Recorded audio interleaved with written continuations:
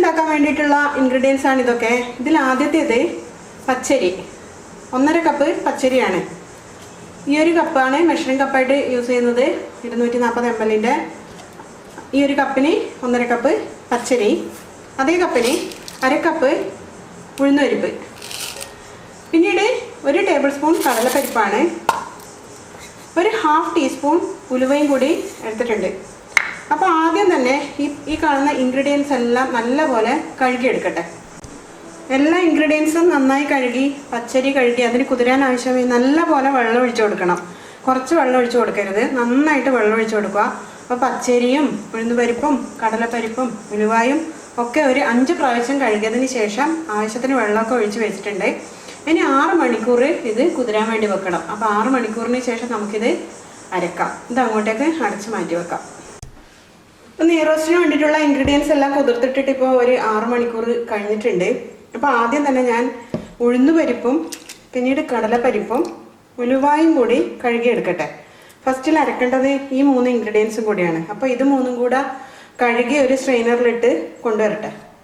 അപ്പോൾ ഉഴുന്നും കടലപ്പരിപ്പും ഉലുവായും കൂടി കഴുകി സ്ട്രെയിനറിലിട്ട് വെള്ളമൊക്കെ കളഞ്ഞു. ഇനി ഞാൻ മിക്സി ജാറിലേക്ക് ഇട്ട് കൊടുക്കട്ടെ. ഇനി അരക്കാൻ വേണ്ടിയിട്ട് വെള്ളം ചേർത്ത് കൊടുക്കാം. കുറച്ച് വെള്ളം മാത്രമേ ചേർക്കാൻ പാടുള്ളൂ. നമ്മളിപ്പോൾ ചേർത്ത് കൊടുത്ത ഇൻഗ്രീഡിയൻസിൻ്റെ താഴെ ആയിരിക്കണം വെള്ളത്തിൻ്റെ ലെവല്. ഇതിനെ ഒരിക്കലും കവർ ചെയ്യാൻ പാടില്ല. അപ്പോൾ ആ ഒരു രീതിയിൽ ഞാൻ വെള്ളം ഒഴിച്ച് കൊടുത്തിട്ടുണ്ട്. ഇനി ഇത് അരക്കാം. അപ്പോൾ ഉഴുന്നും കടലപ്പരിപ്പും ഉലുവായും കൂടിയിട്ടുള്ള മിക്സ് അരച്ച് കഴിഞ്ഞു. നല്ല സോഫ്റ്റായിട്ടാണ് അരച്ചത്.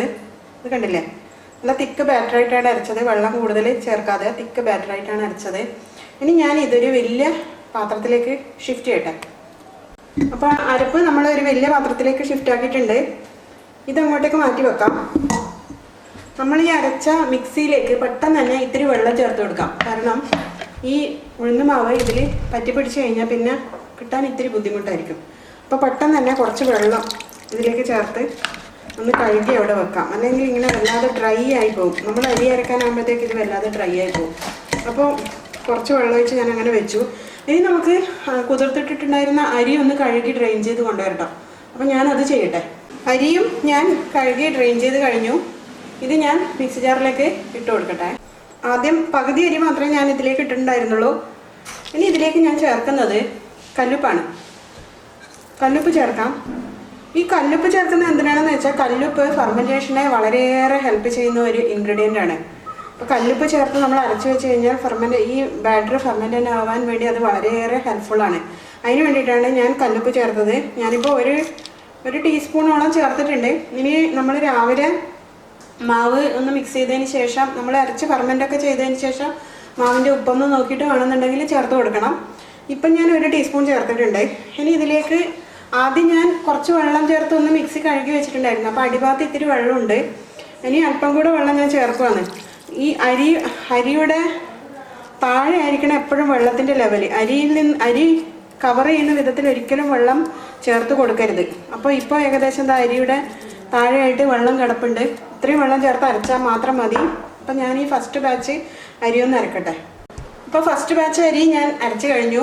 ഇത് നമ്മൾ നേരത്തെ ഉഴുന്നൊക്കെ അരച്ച് വെച്ചാൽ ആ വലിയ പാത്രത്തിലേക്ക് ഒഴിച്ചു കൊടുക്കുകയാണ്. ഇനി ഇതുപോലെ തന്നെ ഒരു ബാച്ച് അരി കൂടി ഉണ്ട്, അതുകൂടി അരച്ചെടുക്കട്ടെ. ഇനി നമുക്ക് ഇത് വെള്ള അവിലാണ്, വെളുത്ത അവിലില്ലേ, ആ അവിലിൽ നിന്ന് ഒരു 4 ടേബിൾ സ്പൂൺ അവിലെടുത്ത് ഞാൻ ഈ സ്ട്രെയിനറിലേക്കൊന്ന് ഇട്ട് കൊടുക്കട്ടെ. 4 ടേബിൾ സ്പൂൺ മതി. ഇനി ഇത് ഈ സ്ട്രെയിനറിൽ അല്പം വെള്ളം ഒഴിക്കട്ടെ. ഈ അവിലൊന്ന് കഴുകിയെടുക്കാൻ വേണ്ടിയിട്ടാണ്. സ്ട്രെയിനറിലൂടെ ഒന്ന് വെള്ളം ഒഴിക്കുമ്പോഴത്തേക്കും അവില് കഴുകി കിട്ടും. ഇത് പെട്ടെന്ന് തന്നെ സോഫ്റ്റ് ആവുന്ന അവിലാണ്, അതുകൊണ്ടാണ് ഇത് കുതിർത്തിടാതിരുന്നത്.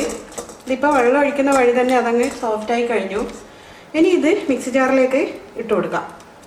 ഇനി ഈ അവിലേക്ക് വളരെ കുറച്ച് വെള്ളം ചേർത്തൊന്ന് അരച്ചെടുക്കട്ടെ. കുറച്ച് മതി. ഒരു 2 ടീസ്പൂൺ വെള്ളം ഞാൻ ചേർത്തിട്ടുണ്ട്. ഇനി ഇതുകൂടെ ഒന്ന് നല്ല നൈസായി അരച്ചെടുക്കട്ടെ. അപ്പോൾ അവിലും വളരെ ഫൈനായി അരച്ചു കഴിഞ്ഞു. ഇതുകൂടി നമ്മൾ ആദ്യം അരച്ചു വെച്ച ബാറ്ററിലേക്ക് ചേർത്ത് കൊടുക്കട്ടെ. എന്നതിന് ശേഷം എല്ലാം കൂടെ ഒന്ന് മിക്സ് ചെയ്യാം. അപ്പോൾ ബാറ്റർ നമുക്ക് മിക്സ് ചെയ്യാം. ഞാനൊരു വിസ്ക് വെച്ചാണ് ഇത് മിക്സ് ചെയ്യുന്നത്. പെട്ടെന്ന് തന്നെ എല്ലാം നന്നായി മിക്സ് ആയിക്കോളും. അപ്പോൾ ബാറ്റർ നന്നായി മിക്സ് ആയിട്ടുണ്ട്. ഇതിൻ്റെ കൺസിസ്റ്റൻസി എങ്ങനെയാണെന്ന് രാവിലെ പറയാം. ഇപ്പം പറഞ്ഞു കഴിഞ്ഞാൽ ശരിയാവില്ല. രാവിലെ കൺസിസ്റ്റൻസി നോക്കിയിട്ട് വേണമെന്നുണ്ടെങ്കിൽ ഇത്തിരി വെള്ളം ചേർത്ത് കൊടുക്കണം. ഇപ്പം നമുക്കിത് അടച്ചു വെച്ച് അങ്ങോട്ടേക്ക് മാറ്റി വെക്കാം. ഞാനിപ്പോൾ വൈകുന്നേരം സന്ധ്യക്കാണ് ഇത് അരച്ചത്. അപ്പം നാളെ രാവിലത്തേക്ക് ഈ മാവൊക്കെ നല്ലപോലെ പൊളിച്ച് റെഡി ആയിക്കോളും. അപ്പോൾ ഒരു 12 മണിക്കൂറാണ് ശരിക്കും ഫെർമെൻറ്റേഷന് ടൈം. ഞാൻ ഓവർനൈറ്റാണ് എപ്പോഴും വെക്കാറ്. അപ്പോൾ രാവിലെ നമുക്ക് നെയ്റോസ്റ്റുകൾ ഉണ്ടാക്കാൻ വേണ്ടി സ്റ്റാർട്ട് ചെയ്യാം. ഇത് നമുക്ക് അടച്ച് അങ്ങോട്ടേക്ക് മാറ്റി വെക്കാം. അപ്പം നമ്മുടെ നെയ്റോസ്റ്റിൻ്റെ ബാറ്റർ ഫെർമെൻറ്റ് ചെയ്യാൻ വെച്ചിട്ട് ഇപ്പോൾ ഓവർനൈറ്റ് കഴിഞ്ഞിട്ടുണ്ട്. രാവിലെ ആയി. നമുക്കിതൊന്ന് തുറന്നു നോക്കാം. അപ്പോൾ നന്നായി പൊങ്ങി വന്നിട്ടുണ്ട്. കണ്ടില്ലേ, ഞാൻ ഏറ്റവും അടിയിലാണ് ഇത് മാവ് ഒഴിച്ചു വെച്ചിട്ടുണ്ടായിരുന്നത്. ഒരുപാട് മുകളിലേക്ക് ഇത് പൊങ്ങി വന്നിട്ടുണ്ട്. ഇനി നമുക്കിത് നന്നായി മിക്സ് ചെയ്ത് കൊടുക്കാം. ഇന്നലെ തന്നെ ഞാൻ കല്ലുപ്പൊക്കെ ചേർത്ത് അരച്ചത് കാരണം ഇനി ഒന്നും തന്നെ ഇതിൽ ചേർക്കാനില്ല. അപ്പോൾ ഒന്ന് നന്നായി മിക്സ് ചെയ്തെടുക്കാം.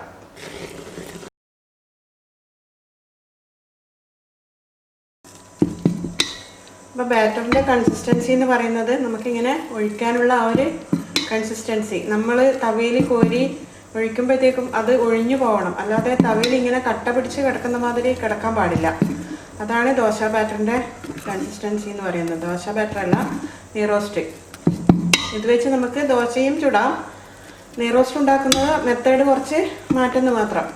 അപ്പോൾ ഇനി ഞാൻ സ്റ്റൗ ഓൺ ചെയ്ത് നെയ്റോസ്റ്റ് ചെയ്യാനുള്ള തവ അടുപ്പിലോട്ടേക്ക് വെക്കട്ടെ.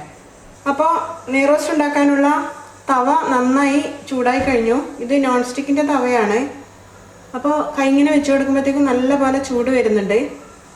അപ്പോൾ ഫ്ലെയിം എപ്പോഴും ഒരു മീഡിയം ടു ഹൈ ഫ്ലെയിം തന്നെയാണ് നെയ്റോസ്റ്റ് ചൂടാൻ വേണ്ടിയിട്ട് നമ്മൾ തിരഞ്ഞെടുക്കേണ്ടത്. ഇല്ലാന്നുണ്ടെങ്കിൽ നെയ്റോസ്റ്റ് കിട്ടില്ല, അത് സോഫ്റ്റായി പോവും. അപ്പോൾ ഒരു മീഡിയം ടു ഹൈ ഫ്ലെയിം തന്നെ എപ്പോഴും വേണം. അപ്പോൾ നമ്മൾ തവ ഒന്ന് നമുക്ക് ആ ഒരു ചൂട് ക്രമീകരിക്കാൻ വേണ്ടി ആദ്യം തന്നെ അല്പം വെള്ളം ഒഴിച്ചു കൊടുക്കണം. ഇതുപോലെ കൈവച്ചൊന്ന് സ്പ്രെഡ് ചെയ്തതിന് ശേഷം ഒരു ക്ലോത്ത് കൊണ്ട് മുഴുവനായി തുടച്ചു മാറ്റണം. അപ്പം നമ്മുടെ തവ ചൂട് ക്രമീകരിച്ചു കഴിഞ്ഞു. ഇനി നമ്മൾ തയ്യാറാക്കിയ ബാറ്ററിൽ നിന്നും ഒരു തവി മാവ് കോരി സെൻറ്ററിലായി ഒഴിച്ചതിന് ശേഷം പരത്തി കൊടുക്കണം.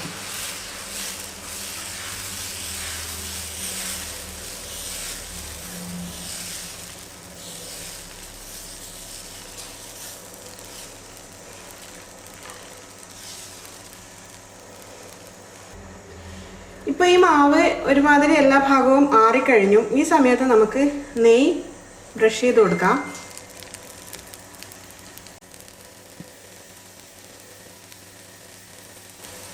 എല്ലാ സ്ഥലത്തും നെയ്യ് ബ്രഷ് ചെയ്ത് കഴിഞ്ഞു.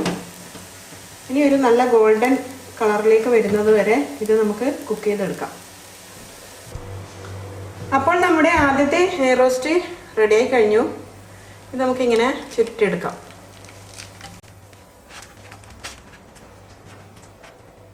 അപ്പോൾ ഫസ്റ്റ് നെയ്റോസ്റ്റ് റെഡിയായി കഴിഞ്ഞു. നമുക്ക് കോഫി ഹൗസിൽ നിന്നൊക്കെ കിട്ടുന്ന അതേ നെയ്റോസ്റ്റ് പോലെ തന്നെയില്ലേ, നല്ല ക്രിസ്പിയാണ്, നല്ല ഗോൾഡൻ കളറായിട്ടുണ്ട്. അപ്പോൾ ഇത് ഞാനൊരു പ്ലേറ്റിലോട്ടേക്ക് മാറ്റി ഒരു നെയ്റോസ്റ്റ് കൂടി ചുടട്ടെ. ആദ്യം തന്നെ നമുക്ക് ചൂട് ക്രമീകരിക്കാൻ വേണ്ടിയിട്ട് വെള്ളം ഒഴിക്കാം. എന്നതിന് ശേഷം ഒന്ന് തുണി വെച്ച് തുടച്ചു. ശേഷം മാവ് ഒഴിച്ചു കൊടുക്കാം.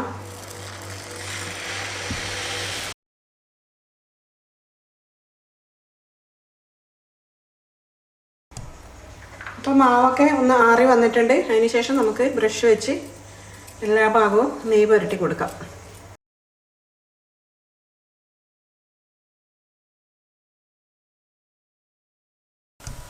അപ്പോൾ രണ്ടാമത്തെ നെയ് റോസ്റ്റും റെഡി ആയി കഴിഞ്ഞു. ഇത് നമുക്ക് ഇതുപോലെ ചുരുട്ടിയെടുക്കാം.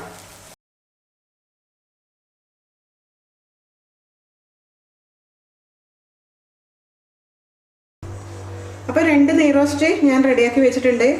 ഇതിപ്പോഴും നല്ല ക്രിസ്പിയാണ്, കഴിക്കാനും നല്ല ടേസ്റ്റാണ്. ഞാൻ മുന്നേ ഉണ്ടാക്കുന്നതാണ് ഈ നെയ് റോസ്റ്റൊക്കെ. അപ്പോൾ ഈ വീഡിയോ നിങ്ങൾക്ക് ഇഷ്ടപ്പെട്ടിട്ടുണ്ടെങ്കിൽ ഒന്ന് ലൈക്ക് ചെയ്യാനും ഷെയർ ചെയ്യാനും സബ്സ്ക്രൈബ് ചെയ്യാനും മറന്നു പോകരുത്. വീണ്ടും ഇതുപോലുള്ള നല്ല നല്ല റെസിപ്പീസുമായിട്ട് നിങ്ങളെ കാണുന്നത് വരെ it's me Sudha signing off.